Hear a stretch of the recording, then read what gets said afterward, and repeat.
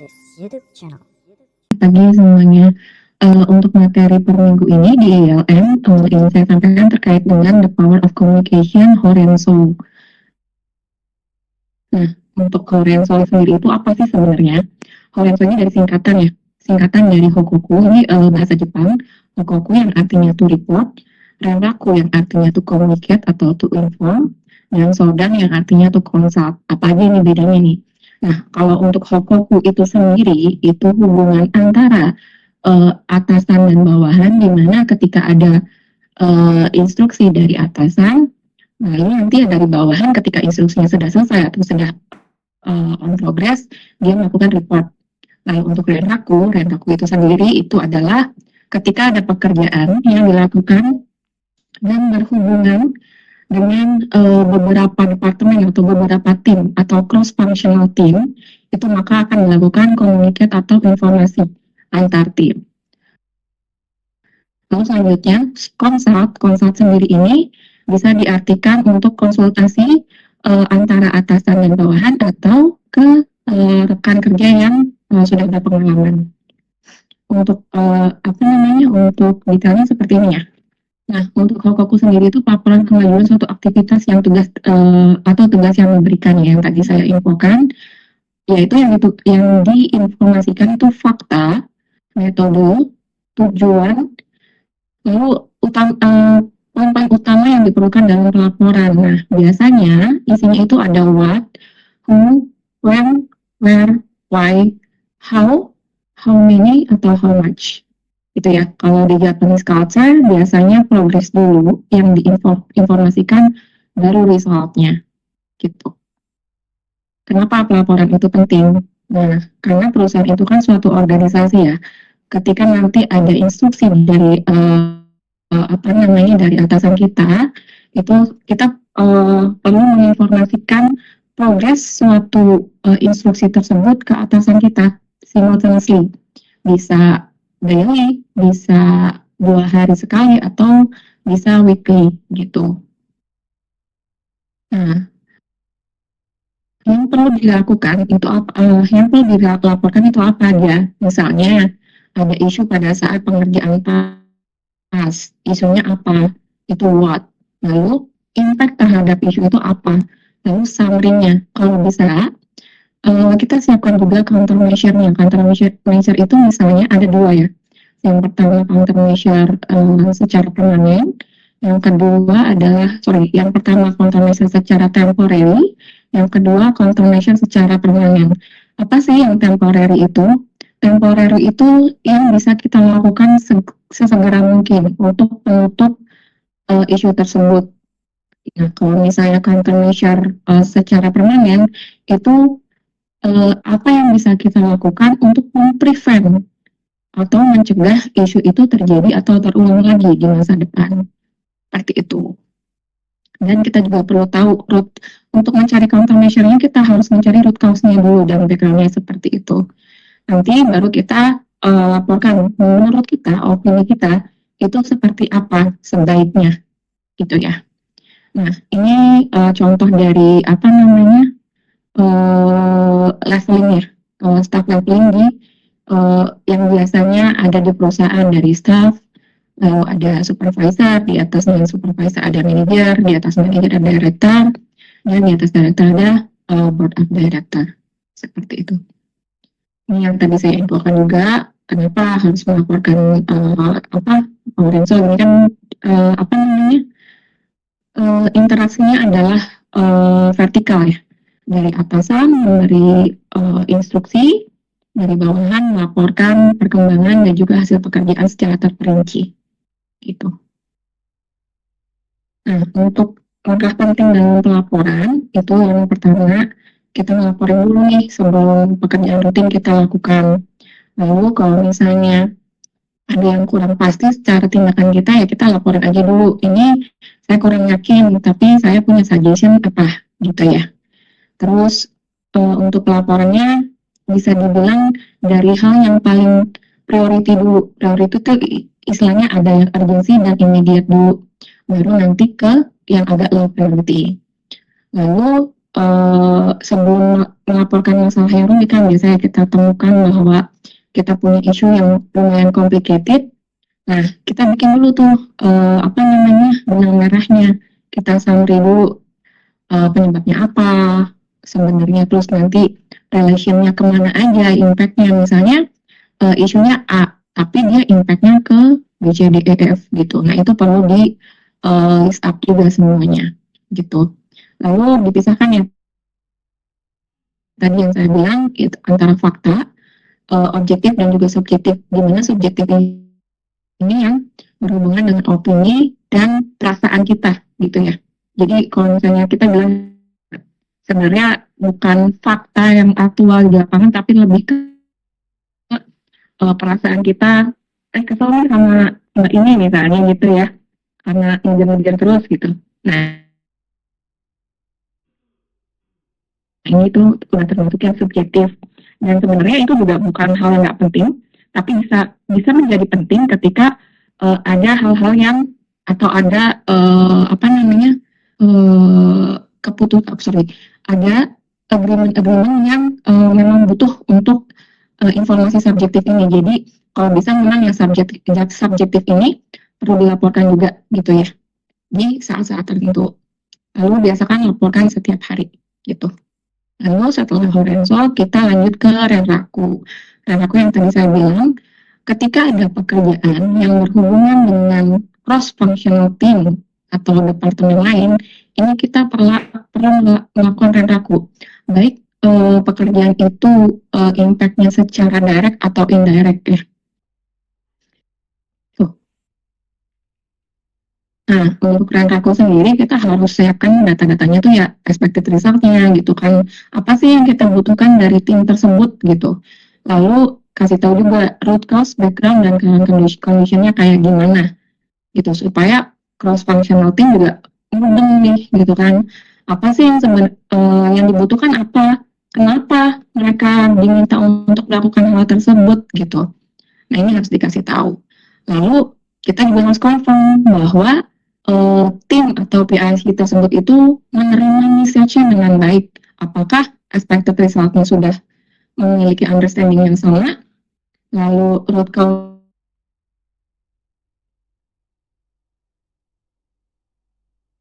background. Jadi seperti ini. Dan ini pernah saya temukan juga di lapangan, kita sudah sampaikan expected result-nya, gitu kan.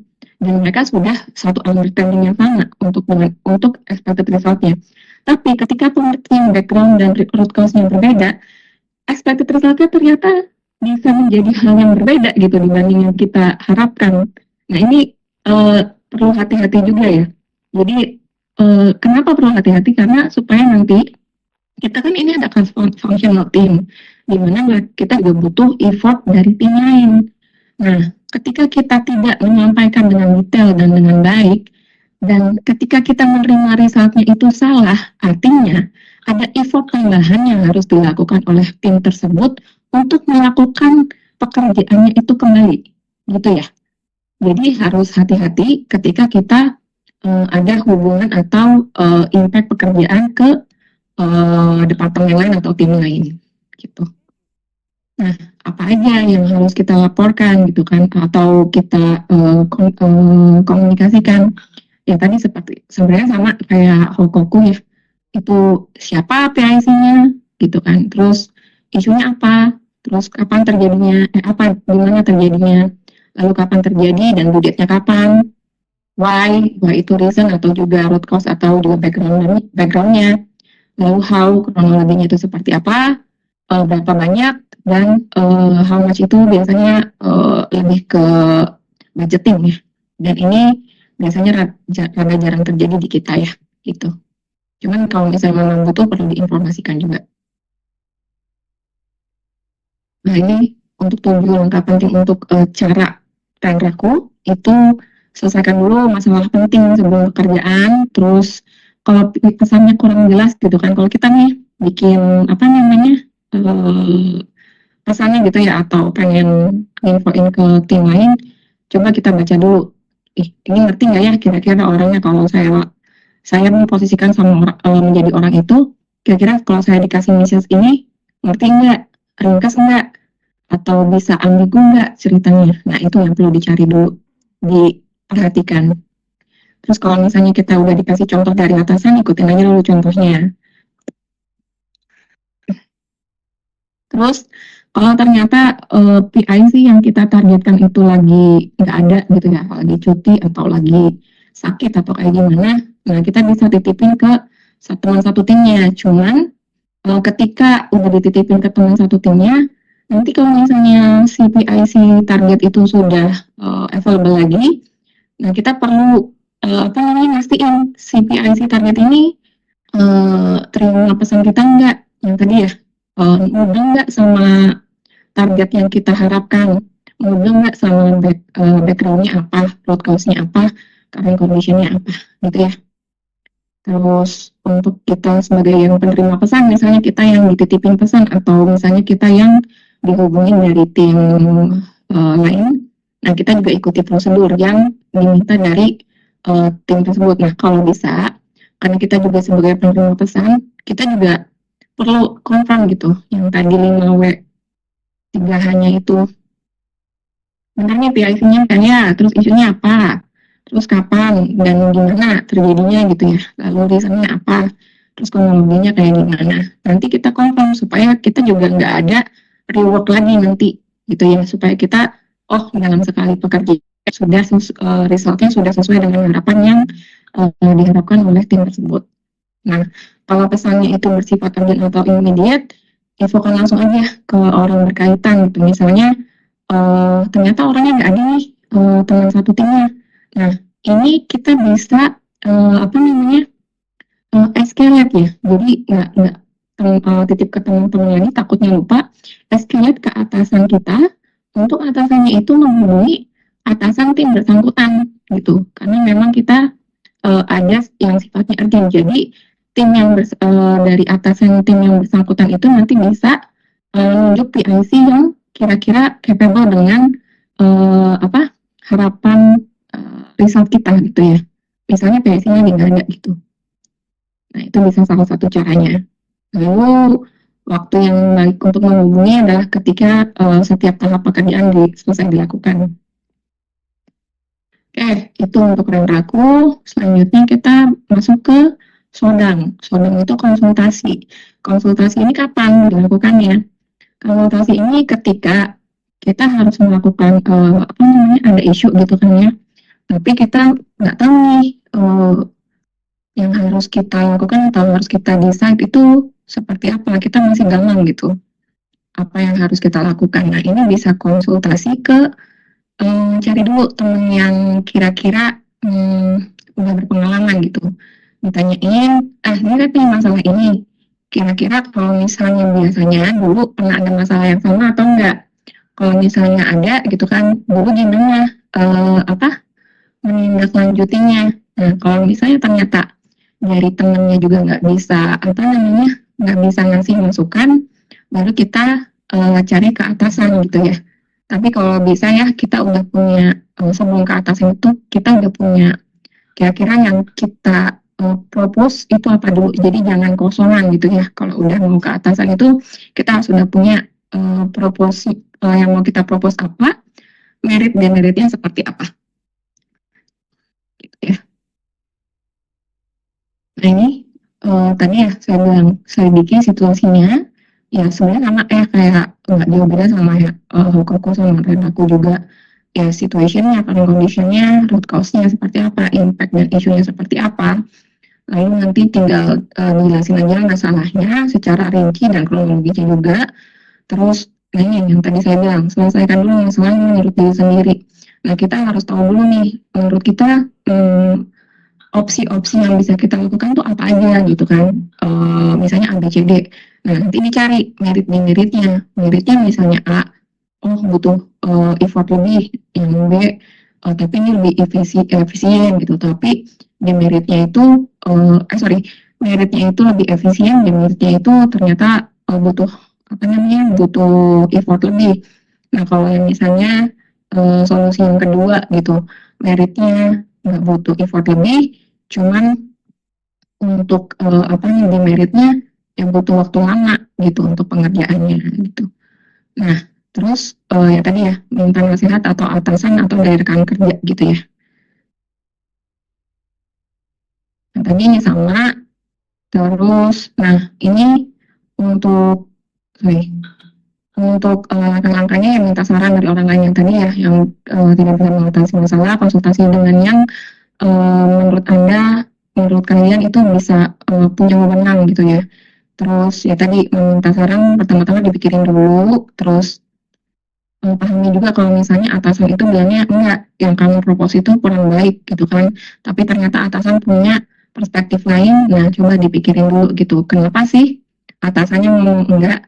Nah kalau misalnya kita masih sampai udah dipikirin nggak nangkep-nangkep, nggak ngerti gitu ya, nggak apa-apa, tanya aja ke atasannya gitu, kenapa sih alasannya, misalnya kamu nggak ngomong, kamu nggak apa namanya setuju sama proposal saya, atau misalnya kamu punya pendapat lain tuh backgroundnya apa, mau tahu dulu merit-meritnya gitu, karena bisa jadi memang kita nggak ngerti sampai sana, point of view-nya belum terlalu luas gitu, karena atasan sendiri itu biasanya untuk point of view-nya itu udah luas ya, lebih ke arah bisnis ya, bisnis company kadang seperti itu. Nah, kalau kita kan biasanya masih lingkup point of view-nya itu cuman di project itu aja atau di tim itu aja gitu ya.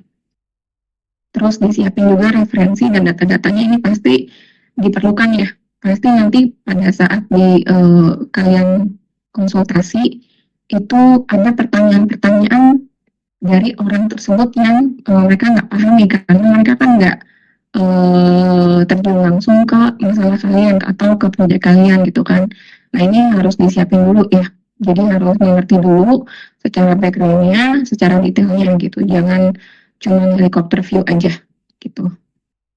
Terus, nah ini juga jangan ngerasa kita karena udah bisa mikir sendiri dan ngerasa udah paling baik, dan kalian pede gitu menjalani itu, padahal kalian belum pernah punya pengalaman untuk mengerjakan itu. Nah ini jangan itu dulu, kalau bisa dikonsultasiin dulu sama yang minimal yang udah pengalaman dulu gitu ya. Baru nanti kalau misalnya dari yang pengalaman nggak dapat jawaban, baru ke atasan. Nah, ini juga konsultasi itu bagus ya untuk membangun jaringan. Membangun jaringan tuh maksudnya gimana? Ya misalnya kita ada yang lebih berpengalaman, tapi kita nggak terlalu, relasinya nggak terlalu dekat gitu ya. Jadinya kan kalau misalnya kita ada konsultasi, ternyata ternyata orangnya ngerti ya kayak gini kayak gini kayak gini, dan kita tahu gitu ternyata dia apa namanya knowledge-nya lebih luas daripada kita gitu ya. Itu untuk Nah, itu aja sih sebenarnya dari saya untuk apa namanya untuk Horenso. Nah, sekarang saya mau nanya, kira-kira di teman-teman menurut kalian current condition kita itu gimana, komunikasinya, apakah sudah baik, apakah sudah melakukan Horenso dengan baik, atau seperti apa, atau misalnya dari diri sendiri deh, itu kira-kira kita udah uh, melakukan atau mempraktekkan Horenso dengan baik di pekerjaan kita. Itu aja dari saya. Terima kasih. Ya, terima kasih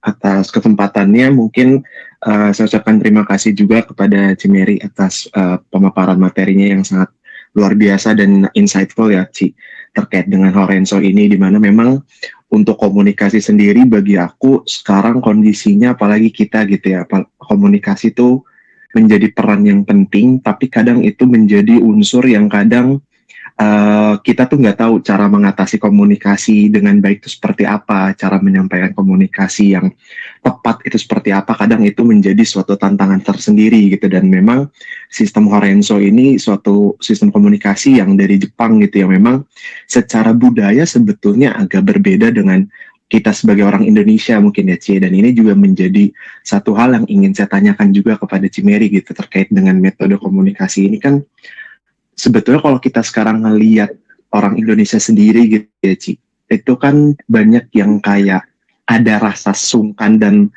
rasa takut yang apa ya, mungkin orang Jepang tidak merasakan itu mungkin, Ci, ya, rasa-rasa segan gitu ketika misalkan kita mau berkomunikasi dengan atasan karena ingin menyampaikan laporan atau apapun gitu, ada rasa takut dan lain sebagainya. Nah, di Horenzo itu sendiri ada nggak sih Ci sebenarnya untuk kita tuh bisa mengatasi hal-hal tersebut, karena itu kayaknya sangat lumrah terjadi begitu di kita sebagai orang Indonesia gitu. Nah, bagaimana Horenzo bisa mengatasi hal itu? Mungkin dari aku. Oke, baik. Terima kasih ya Oki untuk pertanyaannya. Jadi untuk tak anggapannya Oki bahwa orang Jepang itu tidak takut sama atasan, itu enggak. Orang Jepang juga sebenarnya takut sama atasannya ketika melaporkan masalah. Nah, yang tadi sebenarnya ada guide-nya ya untuk gimana sih kita cara melaporin masalah. Kita takut karena apa sih? Biasanya karena takut kita ditanya-tanya kan.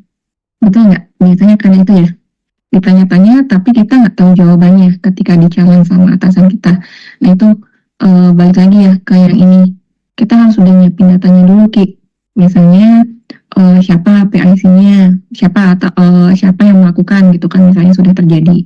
Lalu apa isunya tuh apa sebenarnya, lalu terjadinya di mana gitu ya. Terus kapan itu terjadi, atau misalnya memang ini rencana kerja, ya kapan due date-nya itu ya.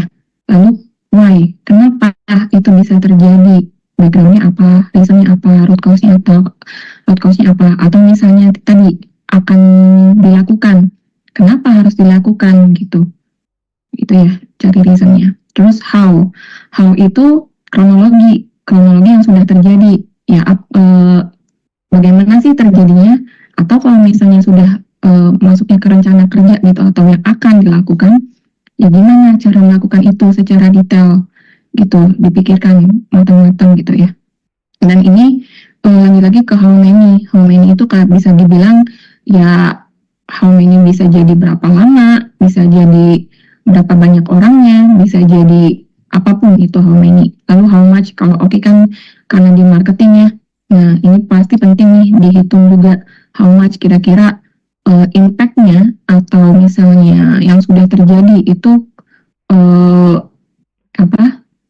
bisa memakan biayanya seberapa besar gitu. Nah ini yang perlu dilakukan. Nah sebenarnya ini pun saya masih belum menguasai ya Ki, kita sama-sama belajar aja.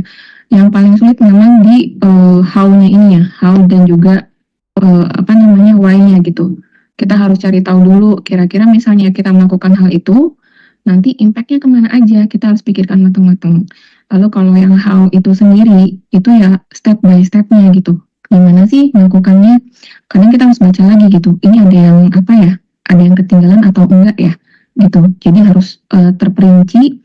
Dan kita kalau misalnya kurang yakin, boleh tuh melakukan showdown tadi ya ke teman yang lebih pengalaman.